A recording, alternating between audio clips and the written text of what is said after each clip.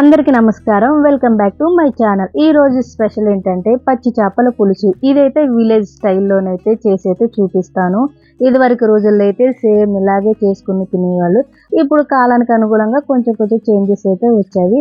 ఇవైతే సముద్రపు చేపలండి. వీటిని కానాకడకలు అంటారు. వీటిని క్లీనింగ్ మొత్తం అయితే మా హస్బెండ్ చేస్తారు. ఇందులో అయితే ఒకే ఒక ముళ్ళు ఉంటుంది. సేమ్ మాంసం టైప్ ఉంటుంది మొత్తం అయితే. దీని క్లీనింగ్ ప్రాసెస్ అయితే చూద్దాము.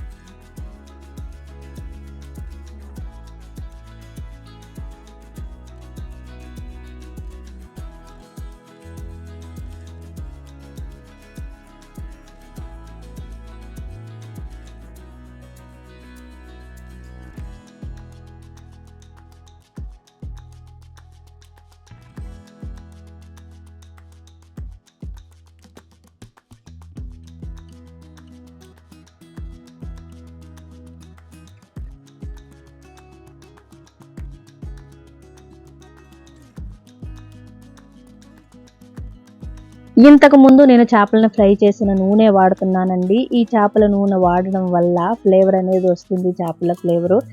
ఆయిల్ హీట్ అయిన తర్వాత అల్లం, వెల్లుల్లి, పచ్చిమిర్చి, టమోటా అన్నీ ప్యూరీ చేసింది అయితే వేసేసుకున్నానండి. వేసుకొని ఒకసారి అయితే తిప్పుకున్నాను.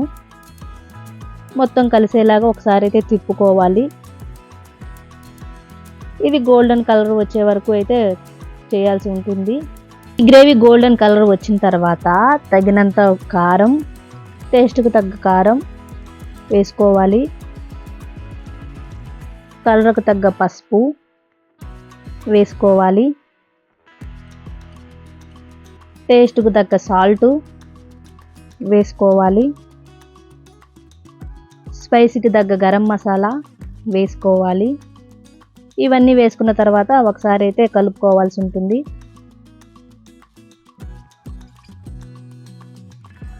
కొంచెం రౌండ్గా తిప్పితే ఆ ఉప్పు, కారం, పసుపు అనేది బాగా పడుతుందండి. వీటికైతే రౌండ్గా తిప్పుకోవాలి.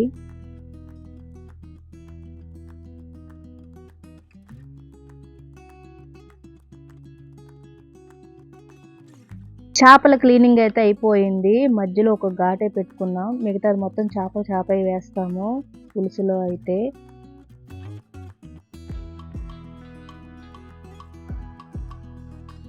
గ్రేవీ కలర్ వచ్చిన తర్వాత ఇందులోని చింతపండు పులుసు అయితే పోసుకోవాలి.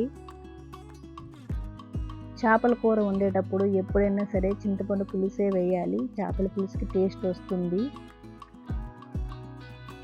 మొత్తం అయితే ఒకసారి అయితే కలుపుకోవాలి.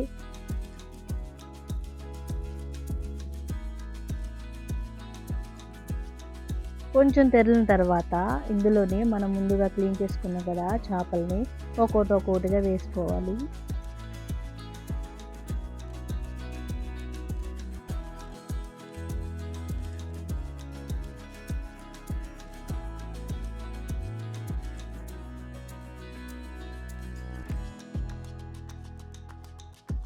ఇలా చేపలు మొత్తం వేసిన తర్వాత గంటితోని ఆ పులుసు ఉంది కదా, ఆ పులుసు మొత్తం చేపల మీద అయితే పోసుకోవాలి. చేప మొత్తం మునిగేలాగైతే చేసుకోవాలి. అప్పుడు చేపకు పడుతుంది ఉప్పు, కారం. 10 మినిట్స్ పులుసు మరిగిన తర్వాత ఇందులోని కొద్దిగా కరివేపాకు వేసుకోవాలి. దీంతో పాటు కొంచెం ధనియా పత్తా కూడా వేసుకోవాలి. ఇంకొక 15 మినిట్స్ తర్వాత లాస్ట్ అండి, ఇది లాస్ట్లోనైతే ధనియా పత్తా అయితే వేసుకోవాలి. ఇంతేనండి, చేపల పులుసు అయితే రెడీ అయిపోయింది.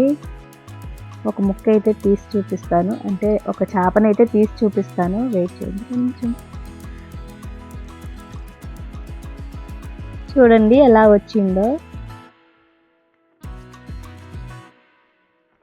మరీ ఎక్కువ కుక్ అవ్వకూడదండి, నార్మల్ కుక్ అయితే సరిపోతుంది.